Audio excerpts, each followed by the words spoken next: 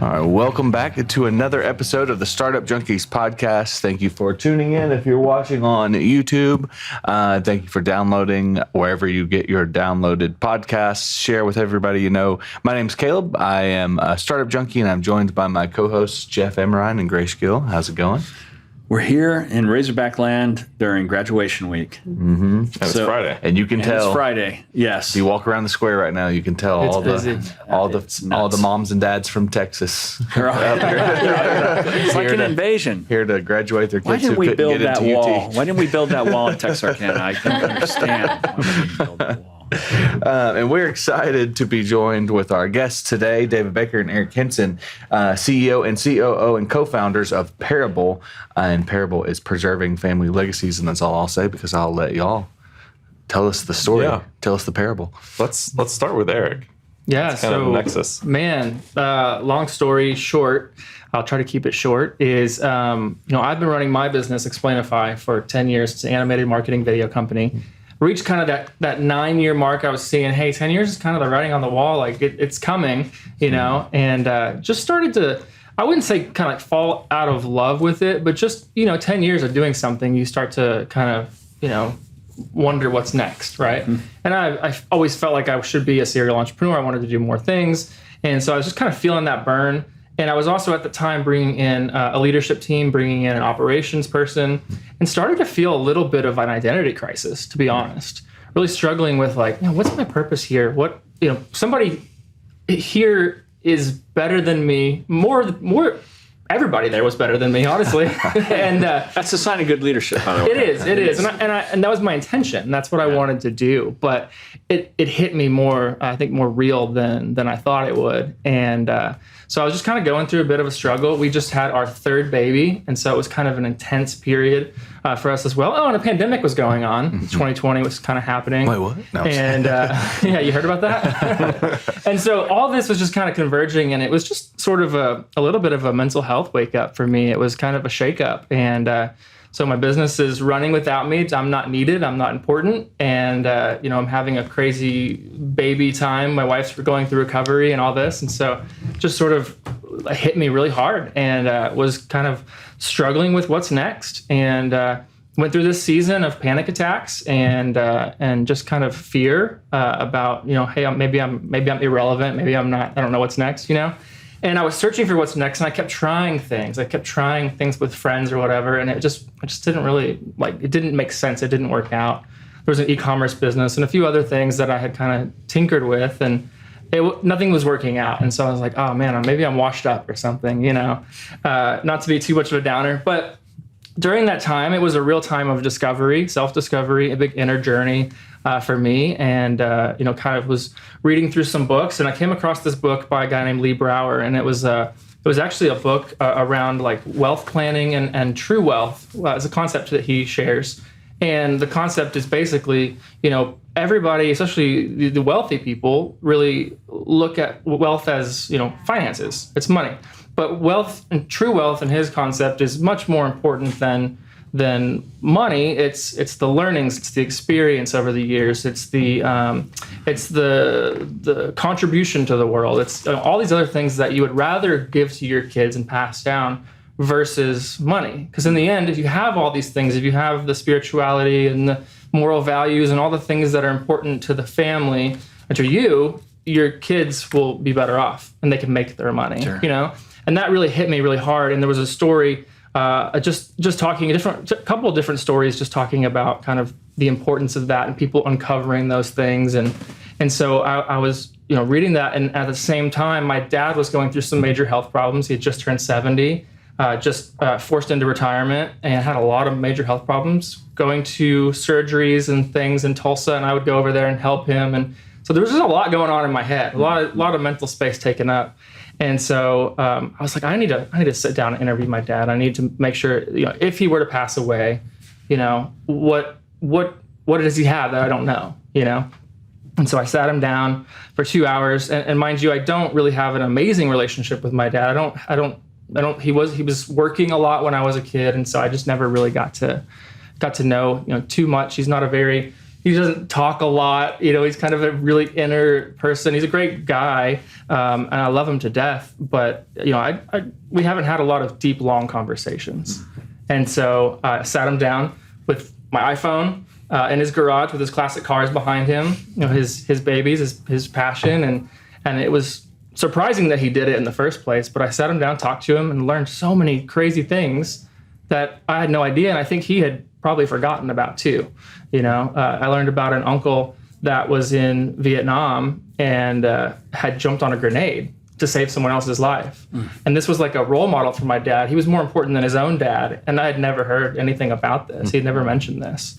And among many other stories, and I'm like sitting there just captivated by my dad, who I've just haven't really had these stories or been captivated by this kind of story. And I was like, this is a hard thing to do that, I've only been able to do to sit down and like interview, because I've gone through, just a lot of my own inner journey and like work to be able to be comfortable with this. And I was like, I've run a video business, I'm looking for what's next. This seems like a really good idea, to sit down and interview people. It gets that human side that I've been missing in working in product and marketing.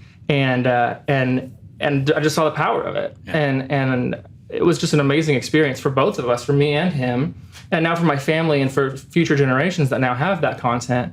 And so I was like, man, I should do something with this. I should turn this into something more. Great story. And I have to say that only true entrepreneurs and serial entrepreneurs can fully appreciate when you're in a state of chaos and you're having your third kid and you're kind of wandering through the forest of having a successful operation. That's the time when you think, let's start something new, right? Nobody else, none of the rest of the world that is not kind of wired that way would think, gee, this is a great time to start something new and risky. But that is a trait that I see in lots of serial entrepreneurs, because unless there's elements of that stirring up, if it gets too staid and it gets too comfortable and it gets too much like you're turning the crank on the same thing every day, most of us at our core who are serial in that way are shiny object people. And we have to have something new, or else boredom sets in quickly. So it's not surprising to me at all that you've taken this path. I think it's just like a timer. It's just a question of when you get to the point that that next new thing comes along that excites you. But Great story. Yeah, and the interesting thing is a lot of that mental health, a lot of the anxieties and stuff have just recovered. Yeah. I found a new thing to attach my like meaning and purpose chase to. Yeah. And I'm actually getting really fulfilled working on this. And starting up is something that I think I've always been a creator, but I haven't been creating as much as I've stepped out. So and sometimes too, it's that transition from success to significance. And I heard a guy named Randy Herbin say that once upon a time. I don't mind attributing it to him. He's a local guy. Randy. Know him well, right? Mm-hmm. But he said that once upon a time that he was trying to figure out how to go from success to significance. And that's something that kind of stuck with me. And it seems like that's the path you're on. 100%. Yeah. And there's something, during that journey, I was contacting people that had exited their business, because I kind of attributed it to that. Like I wasn't planning on exiting, right? But I was looking at, hey, I'm becoming, less important at the executive level. What is it like for someone to be a chairman or to have exited their business? And I found this is a very common problem. Yeah. This is something that almost every single person faces. Yeah. And I've heard people talking about, hey, I went into the woods for 9 months and just walked around trying to figure out my purpose. I have a friend who sold a business, made an amazing exit and is living his best life now. But the behind the scenes story is, he wandered around aimlessly, feeling like he was, losing his mind. And so some people we know buy a gigantic boat and decide to sail around the world as well. It's fair though. I mean, it's kind of fair commentary. So, but let's transition a little bit. Yeah. I mean, you really set the stage where, well, David, how did you enter into this party? Yeah, so my backstory leading up to when Eric and I connected and got involved with Parable was prior to my recent position. I owned an agency for a little while and had a really good time doing that. Had an exit, had a similar sort of state right between my exit and landing at RevUnit that was the same. It was like, what did I do? I don't really know what I did or the value that I provided, but somehow I created value, and where do I go next? And Joe Sommer, a friend of ours, owns a boat. Right. Maybe sailing around the world. Might be sailing around the world. Yeah. Approached me and said, "Do you want a job?" And I said, "Yeah, I should probably get one of those." So I started at RevUnit, and that was about 8 years ago. And since then, it was a great experience. It was entrepreneurial in a lot of ways. Sure. I joined a startup when there were 9 people there, and at our peak, we were at 110. So I got to experience a lot of what it means to scale a business. And, each individual project that we happened to be doing for the Fortune 100 were, in excess of what a recurring revenue would be for a small business anyway, just in and of themselves, multi-million-dollar contracts and big, pieces of software serving millions of people. And I got a lot of enjoyment around being exposed to new functions, new capabilities, new people. It's great to work in a place where you feel like everyone is smarter than you. That just makes me want to be better. It also gives me a path to learn a lot of new things. Sure. And so I enjoyed that journey a lot. I did a bunch of side projects along the way to sort of scratch that entrepreneurial itch on top of what I was doing at RevUnit. But always knew eventually I needed to get back to owning something and building something again. So in 2019, RevUnit had a great exit, got bought by a PE firm, and then COVID hit. And I truthfully had been thinking about leaving after that acquisition, but didn't feel good about exiting at a time when the business was going through some really tough stuff, right? So I stuck around for another year and a half, almost 2 years, until November 2021, left, and then didn't have a plan. Just sort of left. Was really, really hoping, if I'm honest, that I would think of something or find someone to build something with, And so I ran into Eric at an event 3 days after I left RevUnit. I hadn't told anyone. He was the first person I told, and he said, "Let's go grab some drinks and talk about this." And I said, "Okay, let's do that." We haven't seen each other in like 2 or 3 years. This is like 3 years since we'd actually seen each other in person, and I've known Eric for like 10 years, and we've worked together sort of in some ways over the years, by trading services and that sort of thing, but never in a way where we're working together every day and building something together, right? So I always wanted to. And so we went and we hung out, and I think the first thing you said was, "Will you run sales for me at Explainify?" And I was like, I said, "Great, he's free. Please run sales for me." And I was like, my reaction was, if I'm going to do sales, I want to do it for me, like something I own. Like that's what I can get excited about again. And that said, that was a great second option, But I was like, what else? What else can we talk about? What else you got going on? And then he was sharing his story. And it resonated with me because I had also been going through some mental health things. COVID definitely was an aspect of it, but for me, it was more just reaching a point in my life with 3 kids and everything going on, and having left RevUnit and being in an uncertain place that brought out a lot of things. And my entire family went through this mental health journey. And as I was going through that journey, I was really having lots of thoughts around what value do I create? Where should I be? What should I do? And I think ultimately this sort of startup space, this startup experience, for me, isn't about creating something to entertain me. It's about getting to use everything I'm good at. Sure. And I'm a true generalist, at heart. I don't think any entrepreneur isn't at some level, but the saying, it's jack of all trades, master of none. Yeah. And I mentioned this to you guys the other day. That's only half the saying. The other half of the saying is better master of some than master of one. Right. And so I've taken that to heart in the last 9 to 12 months since I learned it, and realizing when I'm doing everything I do well, that's when I'm creating the most value possible. And my personal credo has been, if I'm building great things with great people, then I'm good. That's all I need to be doing. If I'm doing that, then I should be fulfilled internally. I think that's what I was put on this earth to do. So when I heard about this opportunity, I thought, that sounds meaningful. That sounds like something that I can get excited about every day. My story is a cautionary tale. I didn't get to know my grandparents in any sort of way that's meaningful. And it would have been great to have something like this, for them. And this is, where we get to parable. So we sat around for a couple of months, worked on a lean canvas, threw around branding ideas. My background is design and brand. And so I knew I was going to have this horrible experience of, it's never great to work on your own thing. That's why people hire agencies to do this, so I fought with that for a while. We went round and round on names and landed on Parable. And I love that name, came up with an identity, launched it. And I've just been having a lot of fun. I have to say, it's the second best logo you've ever done.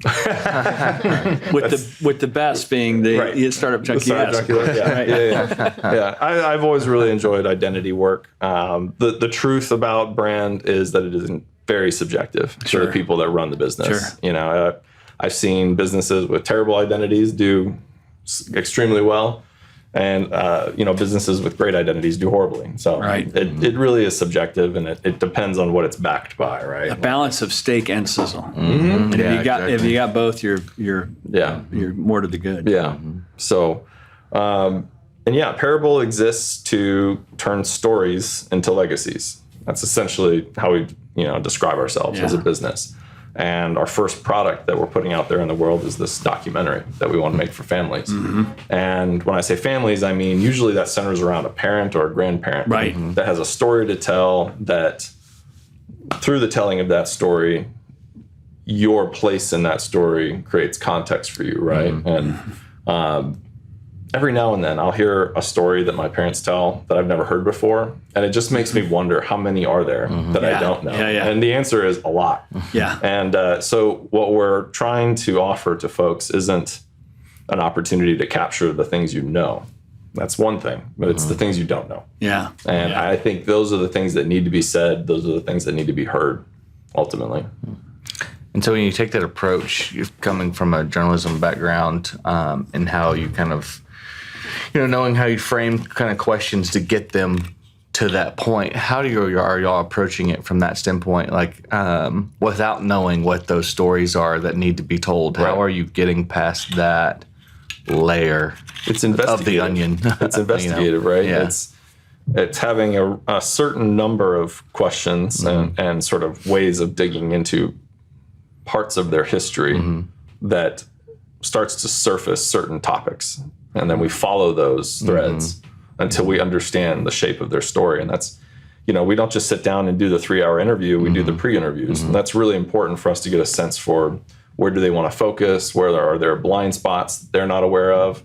We also talk to their family members and say, what would you like to know about? We even had a client recently who said, I know that my mom's going to talk about this, but I really want her to talk about that. And so we will talk about this, but then we kind of steer the conversation towards that as well. And through that process, are hopeful that when we end with the product, it's as close to a great representation of their life as we can get.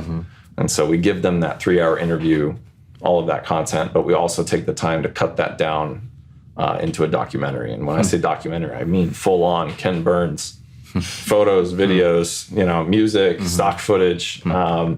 If Grandpa's telling about his, stories in World War II, we're going to go find the footage that is about what the story he's telling, in order to create that feeling of being there. Because we want people to be able to connect with this, and it's not a talking head sort of product, right? This is about telling a story. And so we want to use the documentary format as a way to do that as fully as possible. Yeah. We're looking at you, Grace. Oh, no.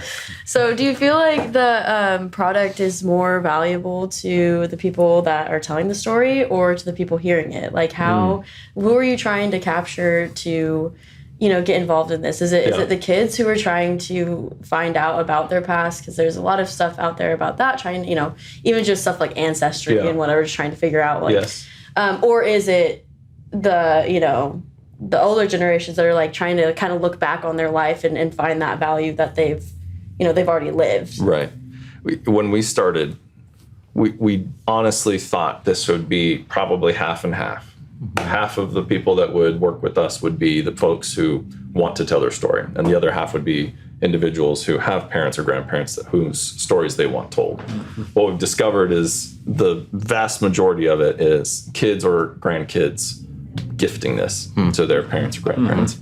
And so from that standpoint, I think that's the only way that this works. Who goes out there and buys themselves a documentary about their life, right? Like the types of individuals who do that already know how to do that. They are the Gary Vaynerchuks of the world, right? He's not gonna work with us, right? He's got a crew. He knows his people. He's got a story he knows he wants to tell. We want to tell the stories of the people that don't think to do that. And the only way to do that is to get connected to their kids or their grandkids and hear from them why they want to hear those stories. And so that's where it starts. It definitely starts with the kids or the grandkids. But as we go through the process, I think everyone realizes the value that it generates, right?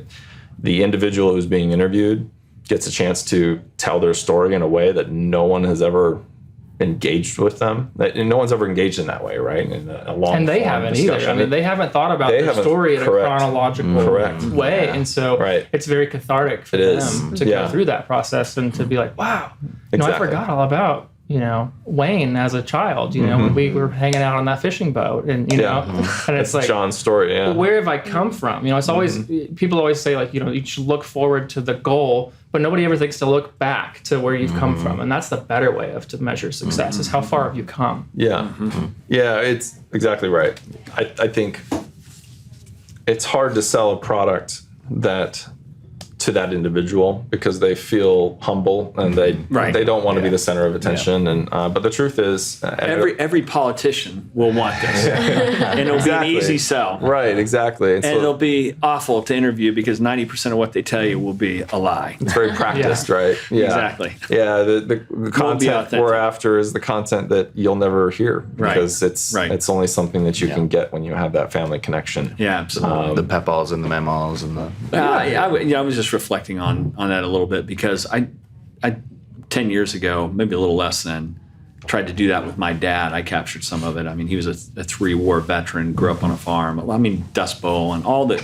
I could talk about it for hours, and only ever was able to ever catch a few of the stories on video. Now I remember them all, everything he told me for the last 40 years of telling. And when the older he got, the more candid he was about things he never mentioned when we were growing up. And some of the stories are, it's spectacularly revealing as to who they really were and how they became who they ended up being. Right. But I think you're onto it. I totally would have purchased this for my dad if you guys had been in the game 8 or 10 years ago. Yeah. And he passed away in 2017. But I'm going to write the book since we don't have it on video clip. I've got it all outlined. That's a project for me. Good. Yeah, for sure. And I remember in high school, we did a project. We were like reading Tuesdays with Maury's, and all of us had to pick a family member or somebody that we knew for a long time and kind of do that over a period of time. So I did my grandpa and just went and asked questions. Grew up living next door, thought, you'd heard all the stories, but in that prompt, and that's not something he would ever have done on his own, but it's a school project. So I was like, okay, and he's prompted to do it and he wants to do it for me. So I heard stories that like I've never, growing up next door, never heard.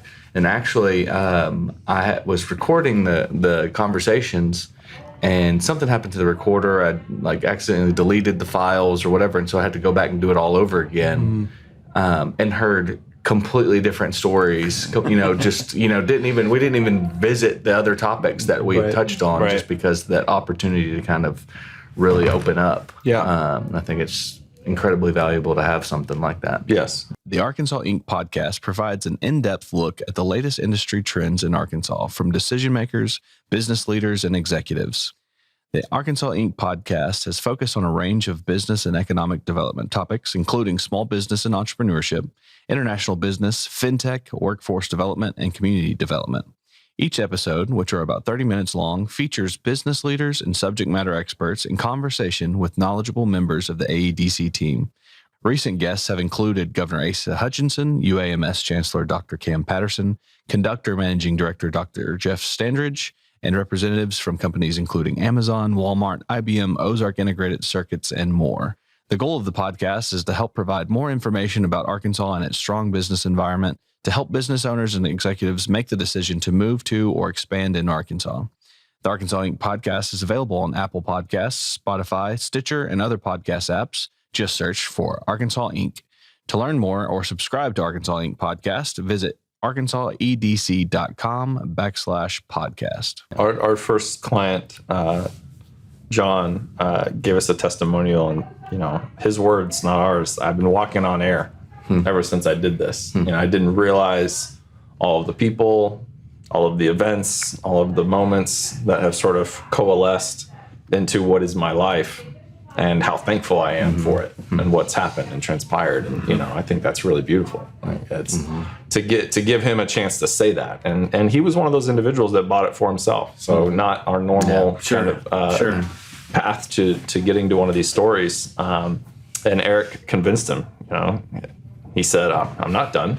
I'm in my 60s. I got more time," and that's absolutely true. And It's gonna be a sequel. Right, exactly. Like chapter one. That's chapter one. And that's how we like to think of this. This isn't a life story. This is a chapter. However long that chapter is. We have folks who are 45 and folks who are 95 doing this right now. And so I think everyone has a story to tell. That's what I've learned in this process. Is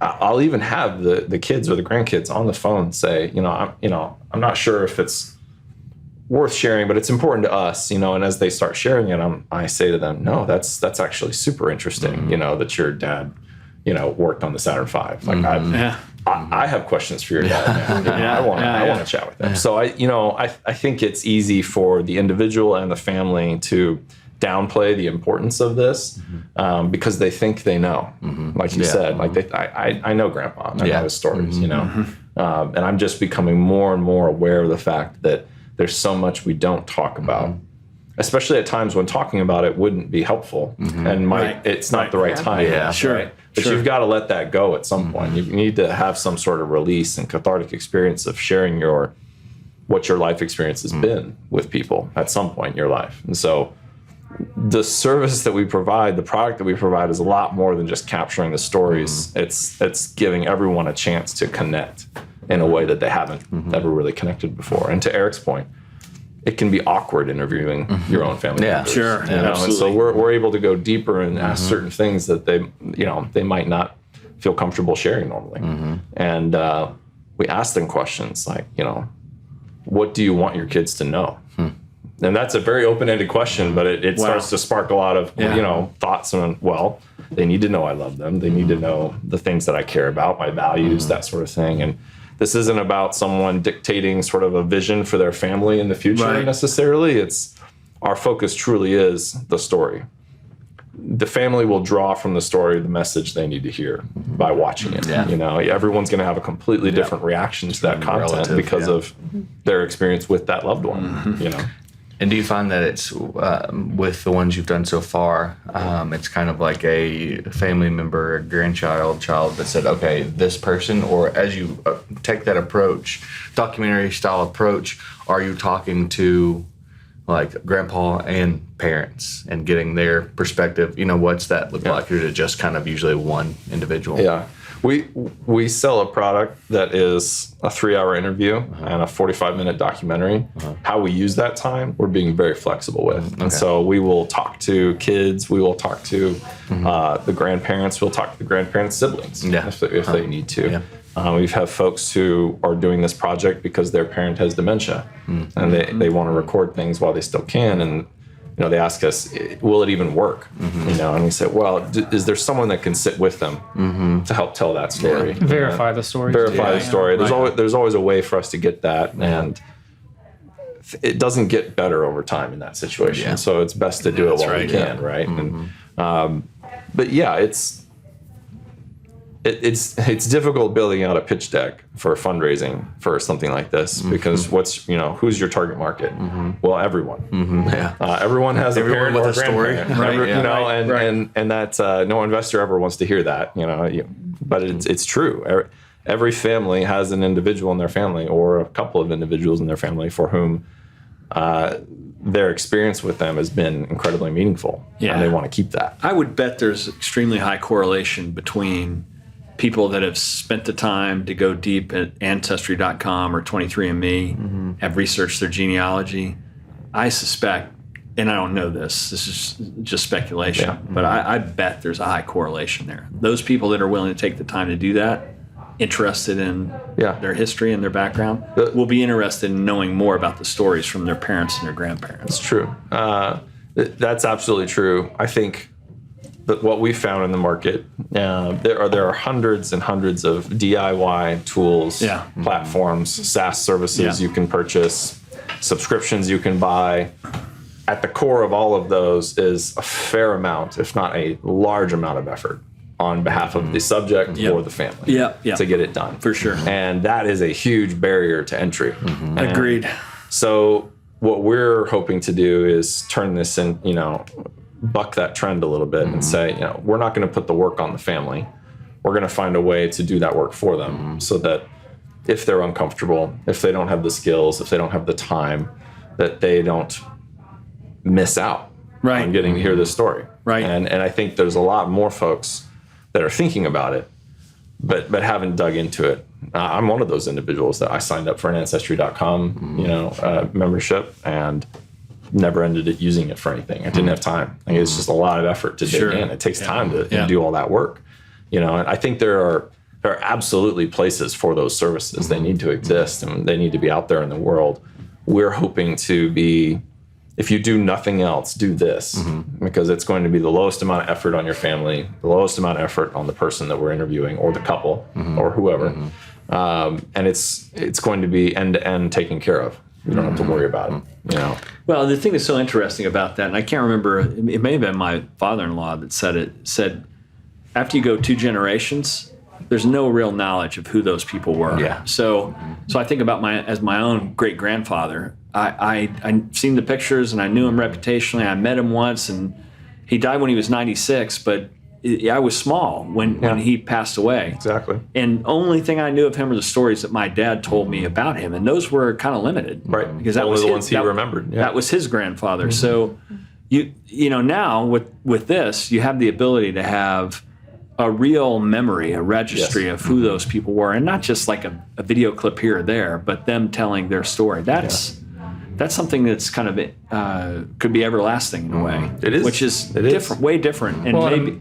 Sorry to interrupt you. No, please. Part of our vision is to imagine the family tree. You can see it visually, and you have true documentaries and videos. That's exactly what I was thinking. Generations. That generation. Connect, great grandfather to great grandson. 100 years from now or 120 years from now, somebody could say, that's who that person was. That's who my grandmother was. You say, that's exactly why I am the way I am. It's because of this person. Because my dad was this way, and it's that sort of thing, which is really neat to see. It is. Yeah. It's really cool. And in addition to that, I feel like I've tried to do the ancestry stuff too and dig in. And my grandpa and his family, they were poor, rural, and so there's a poor documentation of those people over time, past him, his parents, his grandparents. Very little record of stuff because you're poor and rural. You don't care to keep records. So having that kind of documented there through storytelling, because you don't really have much else, is I think valuable too. And physical records, pictures, books, those sorts of things are better than nothing. Absolutely. They are still one-dimensional. They don't show you how Grandpa laughed or how he talked about the stories. They don't. You can't convey the same amount of emotion as you can seeing someone cry on camera because of something that was really traumatizing or difficult for them. And I think there's something special to realizing that the people that we come from are human also. They become sort of mythical, both maybe in negative or positive ways over time, and they're not tangible in a way. And so this is an opportunity to humanize those individuals and hopefully kind of help someone understand how they're anchored in the world and where they come from. This is kind of a question for Eric. So you had this run of 10 years with Explainify, and that thing's kind of self-propelled. If you were to project forward 8 to 10 years from now, what does winning look like, or describe what sort of satisfaction you want from Parable another 10 years in the future? Well, it's hard to think that far ahead because 10 years ago I had no idea where I'd be. Sure. Absolutely no idea. Well, just project a little bit. Maybe it's 3 to 5, but project a little bit beyond this. You're in the startup stage. You're getting some traction. You're getting some interest. What do you want it to look and feel like, and how do you want to feel about it a few years down the road? It's heavy. I want to. That's why we get paid the small bucks to do that. I mean, it's really to feel that meaningful, deep connection that he's speaking about, in the world. Like, you're making a real impact in the world. You're not just selling a product. You're not just selling some, lipstick or makeup or whatever, Right. Or something on e-commerce, some soap, whatever. But it's stories, it's meaning, it's life, it's legacy. Those things are just very meaningful to me. So if I can be doing that in some way, that's the dream, right? And hopefully to be, for me, it's being able to build teams that can support multiple families, multiple hundreds of families in the business that we can take care of and bless and empower and help them flourish as well, and document their stories, right? So I think that's kind of the first part of it. And it strikes me that this is a business which has kind of got some parallels with our business in that it'll be something different. They're all stories, but they'll all be different stories. Mm-hmm. So it's almost like an endless supply of a forever list of good streaming video, right? Mm-hmm. Because they're all going to be a little bit different. They're all going to be something new. And you'll see some things that are common, but it strikes me that this is something where you're not going to get tired of it, not anytime soon, because it's always going to be a new story. Yeah, and we're curating normal people's stories, right?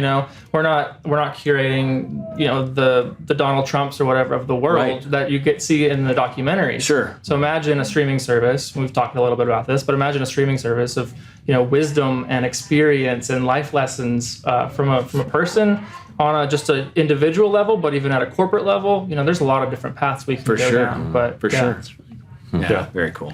Yeah, many of the folks that we're talking to are business owners or have family businesses or something, or a family farm or something like that. And it's important to them to capture the inspiration and the story behind the work that they did, not just the life they led, outside of that, because work is such a quintessential part of who we are. There is no work life, there is life. And in life, there is work. And that's also been a very interesting side of this, has been finishing a project for someone and then saying, hey, now I want to talk about my business. I want to talk about what inspired me, how I want to inspire the next generation of leaders at this business going forward as I transition. Those stories are also really important and worth telling. Yeah. So the business is about preserving these legacies. I'll ask you both this question. What do you want your legacy to be? Whether that be just in life and work or, generally. Yeah. I didn't think I would have to answer that question. Oh, we've got some more zingers for you. We're just getting to the 60 minutes part of the show. Personally, I think my answer will be different in 20 years. But my answer now is I want my family and my kids to know that I did the best I could with the time I had, and that I love them, and that for me, working as hard as I work has never been about creating value from a monetary perspective. It's been about creating momentum that allows me to continue to satisfy this need I have, which is to create. I have to keep making things. If I'm not making things, I'm not happy.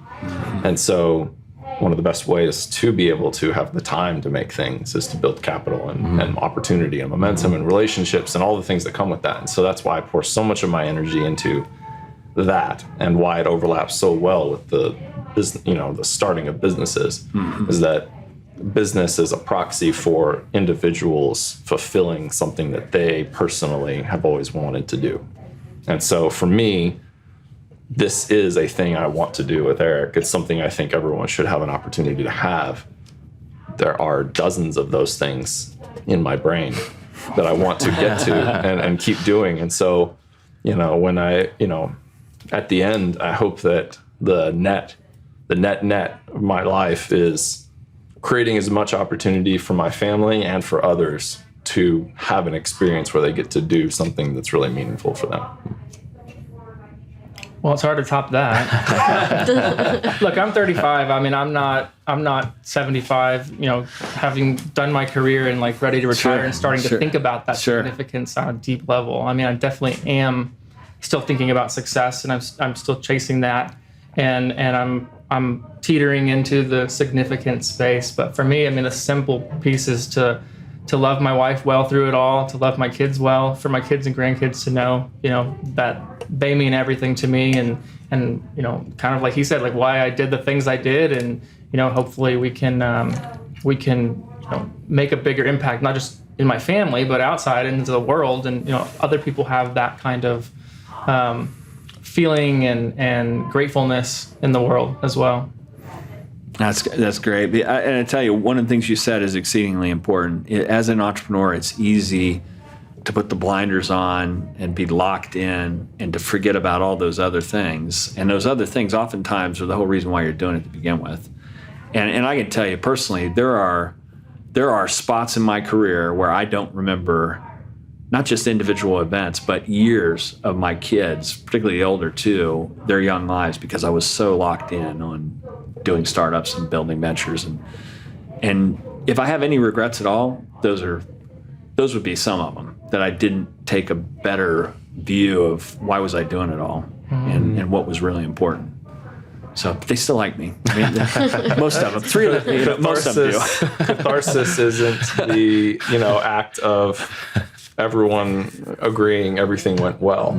Yeah, it's the act of everyone accepting what happened and being honest and understanding. I think most entrepreneurs go through periods of being highly self-absorbed, and it's hard not to, because you kind of get lost. You have to believe in yourself. You do, and you get lost in the creativity and the mission and the purpose associated with all of it. And occasionally, you've just got to look up and look around and say, why does it all matter? I think it was Troy Aikman that said after he won the second Super Bowl, he's like, is this all there is? And he'd done everything he could possibly do in that career in reality, and realized, what was it all for? He didn't enjoy much of it, as it turned out. And that's where you don't want to be. And I think you've got your head screwed on right about what really matters.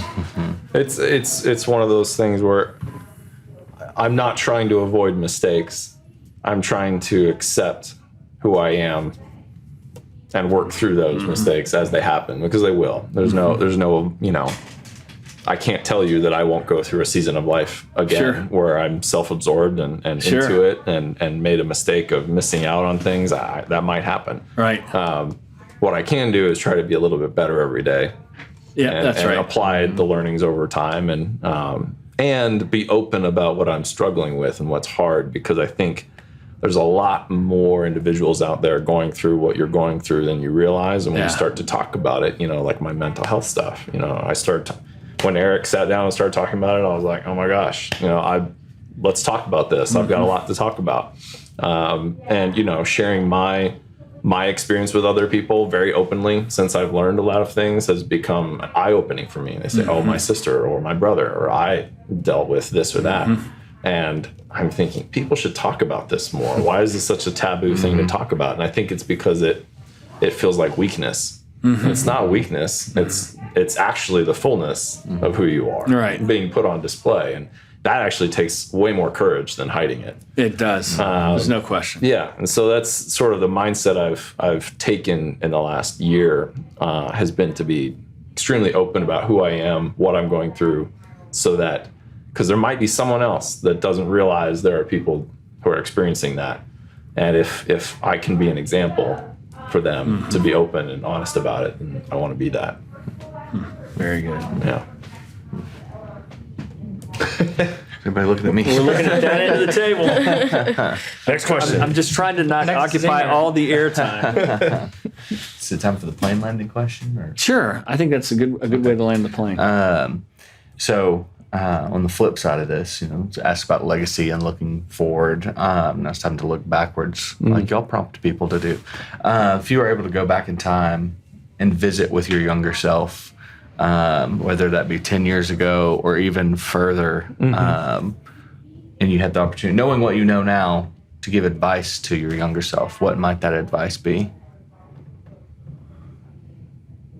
I don't have it succinctly figured out, but I think it's just like you're going to get hit. You're going to face obstacles.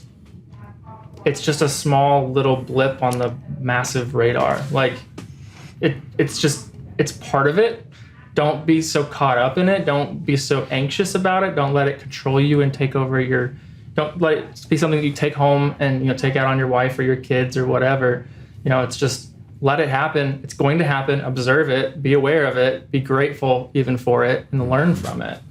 I can see that now, having taken so many hits and over multiple years, over a decade. So, and good advice. Roll with the punches, right? Yeah. And those little. It's what we used to say in the military: is the little dings you get. These are the special operators that would say this. They are the things that remind you that you're still alive. Just keep going. That's really good. It's humanity. David, Difficult question for me to answer, because I know that if I met me back then, I'd be like, you don't know what you're talking about. And anything that I was told to not do would be a great way for me to go do it. Because that's all I need is for someone to tell me I can't do something for me to want to go do it. But if I could encourage myself in any way, it would be go to therapy. Honestly, talk to someone who has nothing to gain or lose from your interaction in a way where you can be really open. Because even mentors and friends, it's different, right? There's always guarded, some right? context and the opportunity to open up with someone and really just bare your soul. And it's not your spouse necessarily. I think that is a very important relationship and a place to share a lot of really meaningful things. But there are personal things you need to wrestle with, and those are things that's a personal journey, a personal fight that you've got to fight. And sometimes when you're young, you don't even know that it's happening. Now I can see it, and when I talk to folks who are younger than me, I can see things, and I'm thinking, you should talk about that. Not with me, but with someone else, and you should work through that, because it's very, very healing. It's painful, but it's also very healing to address the things that made you who you are. And that's why what we're doing is so important to me, because it's giving someone a chance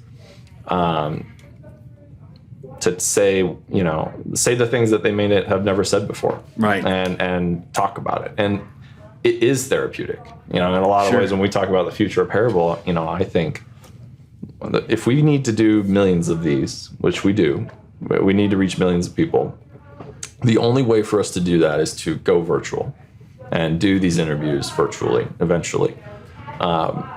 And I think about all of the people that stay at home or work from home who are therapists, counselors, pastors, other sorts of professions where it's their job to talk with people and understand.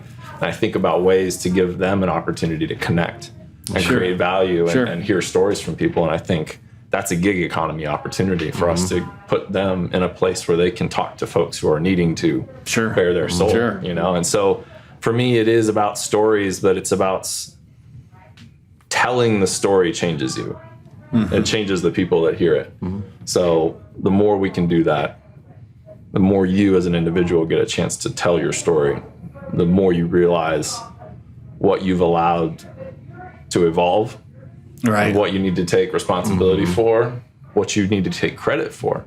We don't give ourselves enough credit. We beat ourselves down. We have imposter syndrome, all those things. And that's the other thing I would tell myself, and it's something I've been trying to do recently, is when I hang out with someone, tell them what I think of them. Be really honest and say, I did this with my best friend Joe the other day. I said, "You're amazing. I've always been inspired by you." I might cry. I'm talking about it. I have relied on you in ways that I never knew I would need to. Those are things you need to hear, and people don't say them often enough when they talk with people. And so now I just try to be really, if I have this sort of thought in the moment, I love what this person's saying, or I love the way they're talking about this, or I'm inspired by them, just say it. Yeah, I think that's stuff that needs to be said. That's great, and not kept to yourself, right? Well, and it's one of those. It's a selfless gift that you can. You got to challenge some North American male norms, because we're not used to that, right? It's sometimes you don't even know how to react in business and entrepreneurs, male norms. Yeah, absolutely. Yeah, I said That's this good. 10 years ago in an interview, I don't believe in this lone wolf thing. There is no individual that's out there that's just doing it on their own and grinding it out. Right. Behind every person is a trail of bodies and a bunch of people that help them. And you need to reconcile all of that and realize all of that. Yeah. And as soon as you do that, then you can start to be intentional about those relationships. Instead of them happening to you, you're engaging with them in a different way. Yeah, it makes perfect sense. Yeah. Anyway. Gents, you're off to a great start. Where can our massive worldwide audience in over 100 countries find out more about Parable? And you guys. Yeah, you can find us on LinkedIn, David Baker, Eric Hinson, and on our website, experienceparable.com. Thanks for coming on. Yeah, absolutely. Awesome. Thank you for your time. Great. Appreciate it. Absolutely. Yeah. Great stuff, guys. Ecosystem builders, entrepreneurs, chambers of commerce, mayors. If you're interested in taking your economic future into your own hands, we've got a book that can help you. Creating Startup Junkies, Building Sustainable Venture Ecosystems in Unexpected Places is the guide. It's a little bit inspiration. It's a little bit toolkit. What it will allow you to do is take your economic future into your own hands and build a sustainable small business, innovation, and entrepreneurial ecosystem in your backyard. If you'd like to hear more, check out creatingstartupjunkies.com.